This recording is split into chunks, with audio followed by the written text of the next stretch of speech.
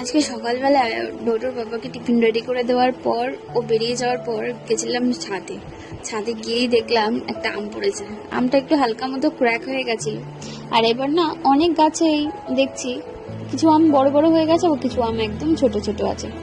সেরকমই কিছু আম অর্ধেক পেকেছে আর কিছুগুলো এখনো পাকেনি। তো রোজই যখন ঝড় বৃষ্টি হয় তখন ঝুপঝাপ করে দেখে আম পড়ে। তো এরকমই কতগুলো আম দিয়েই এবার আমসত্ত্ব বানানো হয়েছে আর কি।